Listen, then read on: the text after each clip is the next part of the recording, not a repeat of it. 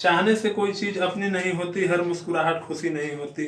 चाहने से कोई चीज अपनी नहीं होती, हर खुशी मुस्कुराहट नहीं होती। अरमान तो होते हैं बड़े, अरमान तो होते हैं बड़े, मगर कभी वक्त तो कभी किस्मत साथ नहीं होती। मगर कभी वक्त तो कभी किस्मत साथ नहीं होती।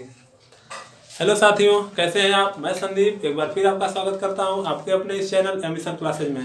साथियों, आज हम आपको लेकर आए हैं जीके के कुछ 50 क्वेश्चन जो आपके कंपटीशन एग्जाम के लिए काफ़ी इंपॉर्टेंट महत्वपूर्ण होंगे। तो चलिए हम लोग शुरुआत करते हैं अपने एग्जाम इस वीडियो को। और वीडियो को स्टार्ट करने से पहले हम आपसे कहना चाहते हैं कि वीडियो को लास्ट तक देखिएगा, वीडियो को स्किप मत करिएगा। बहुत ही इंपॉर्टेंट आपकी ये वीडियो आपके लिए बनाई जा रही है। तो चलिए वीडियो को स्टार्ट करते हैं। और आज का पहला जो सवाल है आपका कि पृथ्वीराज रासो पुस्तक के लेखक कौन है? ठीक है मित्रों, पृथ्वीराज रासो पुस्तक के लेखक कौन है? आपका ऑप्शन है चंद बरदाई, कल्हड़, सोमेश्वर और प्रेमचंद। तो मित्रों आपका ऑप्शन हो जाएगा ऑप्शन 1 चंद बरदाई। पृथ्वीराज रासो के पुस्तक के लेखक कौन है? चंद बरदाई। दूसरा क्वेश्चन है अशोक चक्र पाने वाले प्रथम भारतीय महिला। अशोक चक्र पाने वाली प्रथम भारतीय महिला। तो मित्रों ऑप्शन आपका इंदिरा गांधी, नीरजा भनोट, किरण बेदी, अन्ना जॉर्ज। तो मित्रों आपका यह ऑप्शन हो जाएगा नीरजा भनोट। ठीक है, तो अशोक चक्र पाने वाली प्रथम भारतीय महिला कौन है? नीरजा भनोट। बात कर लें किरण बेदी की, तो यह प्रथम आईपीएस रही हैं, प्रथम आईपीएस रही हैं। और ये अन्ना जॉर्ज प्रथम आईएएस रही हैं। ठीक है मित्रों, और इंदिरा गांधी जो थी भारत की प्रथम महिला प्रधानमंत्री थी। ठीक है, तो अशोक चक्र पाने वाली प्रथम भारतीय महिला नीरजा भनोट हो गई। ठीक है, इसके बाद बात कर लेते हैं पुस्तक इंडिका के लेखक कौन है? तो पुस्तक इंडिका के लेखक आपका ऑप्शन है वेनसांग, मेगास्थनीज, फायान और डेमेट्रेस। तो आपका ऑप्शन सही हो जाएगा मेगास्थनीज। पुस्तक इंडिका के लेखक मेगास्थनीज। ठीक है, इसके बाद बात कर लेते हैं भारतीय संसद में कितने सदन होते हैं? तो मित्रों भारतीय संसद में 2 सदन होते हैं, एक लोकसभा और एक राज्यसभा। ठीक है, लोकसभा और एक राज्यसभा। अगर यही बात कर देता कि भारतीय संसद कितने सदनों से मिलकर, मतलब कि कितने लोगों से मिलकर बनती है, तब वहां पे लोकसभा के और सदस्य, राज्यसभा के सदस्य और प्लस राष्ट्रपति, ठीक है, इन तीनों से मिलकर के भारत की संसद बनती है। लेकिन भारतीय संसद में कितने सदन होते हैं? तो आपके 2 सदन होते हैं, लोकसभा और राज्यसभा। ठीक है, इसके बाद बात कर लेते हैं आपके 5वें क्वेश्चन की।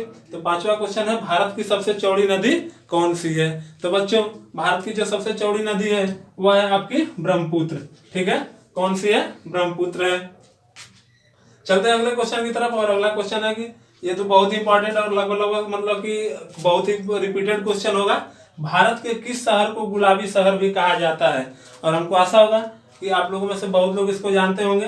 तो ये हम सवाल आप लोगों के लिए छोड़ रहे हैं कि भारत के किस शहर को गुलाबी शहर कहा जाता है। इसका आप लोग कमेंट बॉक्स में कमेंट करके हमको आंसर बताइएगा। क्वेश्चन नंबर जो 6 है कि भारत के किस शहर को गुलाबी शहर कहा जाता है? ऑप्शन गाजीपुर, जयपुर, रायपुर, भरतपुर। चलिए अगले क्वेश्चन देखते हैं। भारत की सबसे ऊंची चोटी कौन सी है? बच्चों आपका अगला क्वेश्चन नंबर 7 जो है भारत की सबसे ऊंची चोटी कौन सी है? तो भारत की सबसे ऊंची चोटी K2 यानी गाडविन आस्टीन है। ठीक है, भारत की सबसे ऊंची चोटी गाडविन आस्टीन है। इसके बाद बात कर लेते हैं हमारे सौरमंडल में कितने ग्रह हैं? तो हमारे सौरमंडल में 8 ग्रह हैं। कितने हैं? 8 हैं। फिर गायत्री मंत्र किस पुस्तक से लिया गया है? तो गायत्री मंत्र ऋग्वेद से लिया गया और पुस्तक का जो नाम है वह है मुंडकोपनिषद।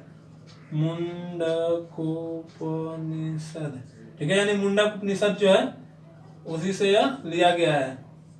ऋग्वेद का एक मतलब उपनिषद है जो मुंडक उपनिषद है, उसी से आपका गायत्री मंत्र लिया गया है। ठीक है, इसके बाद बात कर लेते हैं दिन ए इलाही धर्म किसने चलाया था? तो दिन ए इलाही धर्म अकबर ने चलाया था। किसने चलाया था? दिन ए इलाही धर्म अकबर ने चलाया था। भारत का सबसे लंबा राष्ट्रीय राजमार्ग कौन सा है? तो बच्चों भारत का सबसे लंबा राष्ट्रीय मार्ग कौन सा है? बच्चा सबसे लंबा राष्ट्रीय मार्ग NH7 है, जो वाराणसी के मतलब कि वाराणसी के मुगल सराय से और कन्याकुमारी तक जाता है। ठीक है, वाराणसी के मुगल सराय यानी उत्तर प्रदेश के वाराणसी जिले के मुगल सराय से और वो कन्याकुमारी तक यह NH7 जाता है। ठीक है, इसके बाद बात कर लेते हैं जैन धर्म में कुल कितने तीर्थंकरों को मान्यता दी गई है? यानी जैन धर्म में कुल कितने तीर्थंकर? तो आपके अगला क्वेश्चन देखिए, जैन धर्म में कुल कितने तीर्थंकरों को मान्यता दी गई है? तो जैन धर्म में कुल 24 तीर्थंकरों को मान्यता दी गई है। ठीक है, चलिए अगला क्वेश्चन देख लेते हैं। हम लोग देख लेते हैं ओलंपिक ध्वज में कुल कितने गोले होते हैं? ठीक है, जो आप लोग ओलंपिक ध्वज देखते हैं, ओलंपिक का झंडा, ओलंपिक खेल का जो ध्वज यानी झंडा देखते हैं, तो उसमें कुल कितने गोले होते हैं? तो उसमें 5 गोले होते हैं। कुल कितने गोले होते हैं? 5 गोले होते हैं। ठीक है, इसके बाद बात कर लेते हैं खून की कमी से कौन सी बीमारी होती है? तो खून की कमी से हैजा तो होता नहीं है, पीलिया तो होती नहीं है, रतौंधी होती नहीं है, तो क्या होता है? एनीमिया। खून की कमी से कौन सी बीमारी होती है? एनीमिया बीमारी होती है। इसके बाद बात कर लेते हैं WHO का मुख्यालय कहाँ है? WHO का फुल फॉर्म क्या हो जाएगा? वर्ल्ड हेल्थ ऑर्गेनाइजेशन यानी विश्व स्वास्थ्य संगठन। तो जो WHO का मुख्यालय कहाँ है? जिनेवा में है। कहाँ है बच्चों? जिनेवा में है। इसके बाद बात कर लेते हैं मनुष्य के रक्त का पीएच मान कितना होता है? तो बच्चा मनुष्य के रक्त का पीएच मान 7.4 होता है। और आपको एक और बात बता दें कि बहुत ही मतलब कि 1-2 दिन के जल्द ही हम आपको जितने भी मतलब कि वस्तुएं सबका जो पीएच मान है उसका जल्दी ही आपको वीडियो अवेलेबल करा देंगे। आपको जितने भी मतलब कि सभी वस्तुओं की पीएच मान कम से एक वीडियो पीएच मान का हम बनाएंगे, उसमें आप लोग उसको वीडियो को देखिएगा जरूर। ठीक है, चलिए अगला क्वेश्चन देखते हैं। हीटर के तार किस धातु के बने होते हैं?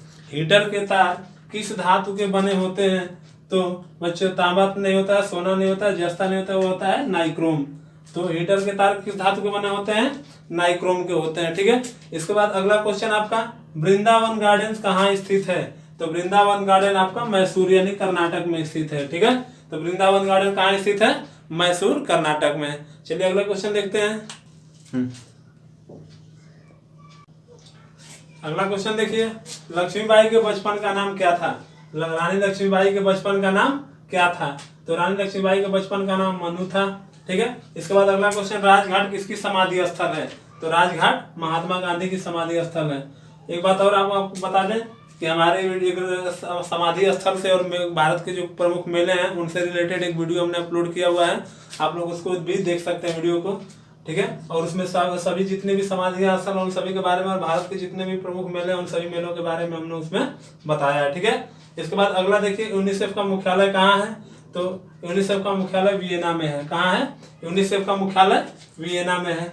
इसके बाद बात करना, जापान पर परमाणु बम किस वर्ष गिराया गया था?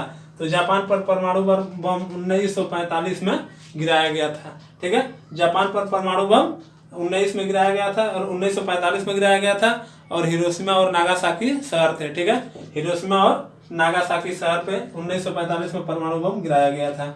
इसके बाद बात कर लेते हैं, सूर्योदय का देश किसे कहा जाता है, या सूर्योदय का देश किस देश को कहा जाता है? तो वह आपका जापान। ठीक है, सूर्योदय का देश जापान को कहा जाता है। इसके बाद अगला क्वेश्चन आपका है, पेंसिल बनाने में किस धातु का प्रयोग किया जाता है? तो पेंसिल बनाने में ग्रेफाइट का प्रयोग किया जाता है। किसका प्रयोग किया जाता है? ग्रेफाइट का प्रयोग किया जाता है। ठीक है, चलिए आगे हम लोग देख लेते हैं। एशिया महाद्वीप का सबसे छोटा देश कौन सा है? तो एशिया महाद्वीप का सबसे छोटा देश जो है वो आपका मालदीव है। कौन सा है? मालदीव है। ठीक है, एशिया, ये सभी एशिया द्वीप मतलब कि एशिया महाद्वीप के सभी देश हैं। श्रीलंका हो गया, पाकिस्तान हो गया, मालदीव हो गया, नेपाल हो गया, भारत हो गया, ये सब क्या है? सभी क्या है? एशिया महाद्वीप के मतलब कि देश है, लेकिन सबसे छोटा देश कौन सा है? मालदीव है। ठीक है, इसके बाद बात कर लेते हैं, राष्ट्रपति को पद एवं गोपनीयता की शपथ कौन दिलाता है? तो राष्ट्रपति को पद एवं गोपनीयता की शपथ मुख्य न्यायाधीश दिलाता है। कौन दिलाता है? मुख्य न्यायाधीश।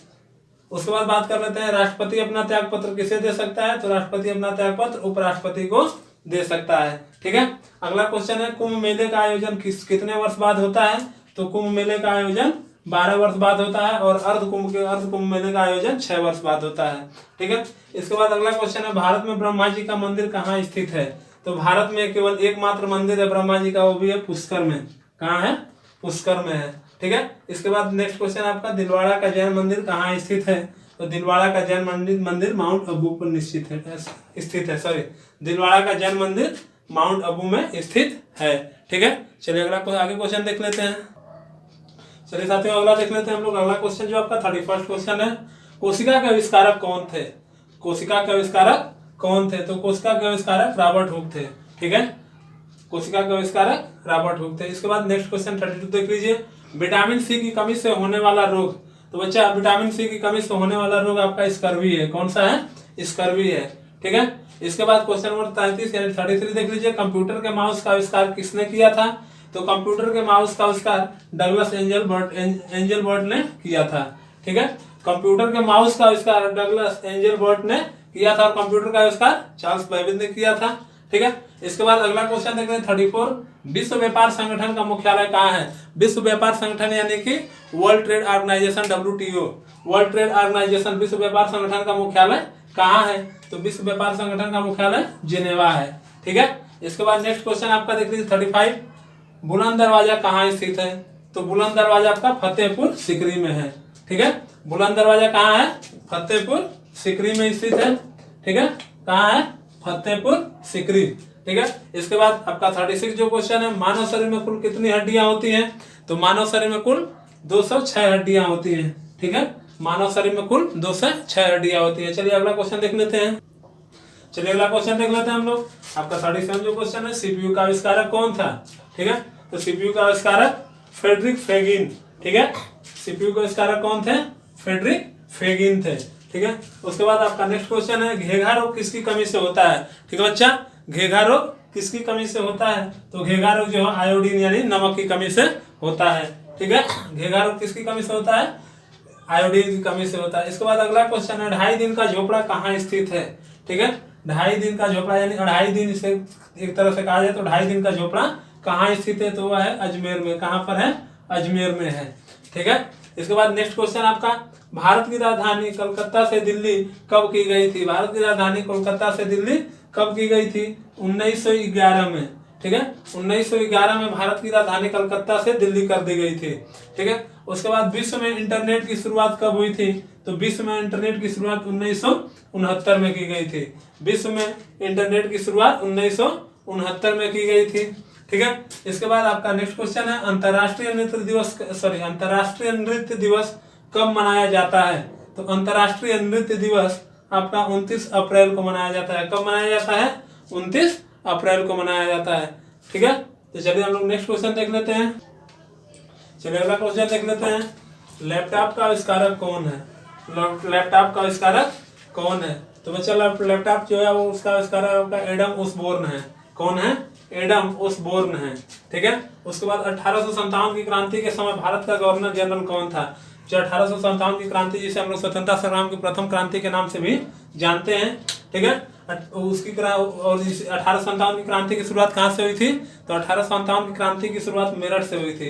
तो उस समय जो गवर्नर जनरल थे वह लॉर्ड कैनिंग थे। कौन था? लॉर्ड कैनिंग था, ठीक है। उसके बाद क्वेश्चन 45 आपका देख लीजिए, कोणार्क का सूर्य मंदिर कहाँ स्थित है? तो बच्चा कोणार्क का सूर्य मंदिर उड़ीसा में स्थित है, ठीक है। उड़ीसा राज्य में कोणार्क स्थान, वहीं पे सूर्य मंदिर स्थित है। भारत का एकमात्र सूर्य मंदिर कोणार्क में स्थित है, जो कि उड़ीसा राज्य में पड़ता है। इसके बाद नेक्स्ट क्वेश्चन है, दिल्ली का लाल किला किसने बनवाया था? तो बच्चा, दिल्ली का लाल किला शाहजहां ने बनवाया था। किसने बनवाया था? शाहजहां ने बनवाया था, ठीक है। उसके बाद बात कर लेते हैं, भारत का सबसे प्रमुख फसल कौन सी है? तो भारत की सबसे प्रमुख फसल गेहूं है, ठीक है। भारत की सबसे प्रमुख फसल गेहूं है। चलिए नेक्स्ट 3 क्वेश्चन बच जाते हैं, उसको हम लोग आगे देख लेते हैं। चलिए नेक्स्ट क्वेश्चन देख लेते हैं, लैपटॉप का आविष्कार कब हुआ था? ठीक है, लैपटॉप का आविष्कार कब हुआ था? तो 1981 यानी 1981 में लैपटॉप का आविष्कार हुआ था, ठीक है। इसके बाद क्वेश्चन नंबर 49 यानी 49, मसालों का बगीचा भारत के किस राज्य को कहते हैं? तो मसालों का बगीचा भारत के केरल राज्य को मसालों का बगीचा कहते हैं, यानी केरल को मसालों का बगीचा कहते हैं, ठीक है। और आज का आपका आखिरी क्वेश्चन है, फिरोज शाह कोटला क्रिकेट स्टेडियम कहाँ पर बना है? फिरोज शाह कोटला क्रिकेट स्टेडियम कहाँ पर बना है? तो वह है आपका नई दिल्ली में, ठीक है। तो बच्चों, यह था हमारा आज के जो 50 क्वेश्चन थे, और उसमें एक क्वेश्चन नंबर जो 6 है उसका हमने आपके लिए दिया हुआ है, तो उसका कमेंट बॉक्स में आप लोग कमेंट करिएगा। तो आज के लिए बस इतना ही। यदि आपको हमारी यह वीडियो अच्छी लगी तो वीडियो को लाइक करें, शेयर करें, कमेंट करें, और यदि आप हमारे चैनल पर नए हो तो हमारे चैनल को सब्सक्राइब करें और बेल आइकन दबाना ना भूलें, जिससे कि हमारे वीडियो का नोटिफिकेशन सबसे पहले आप तक पहुँचे। Okay, thank you.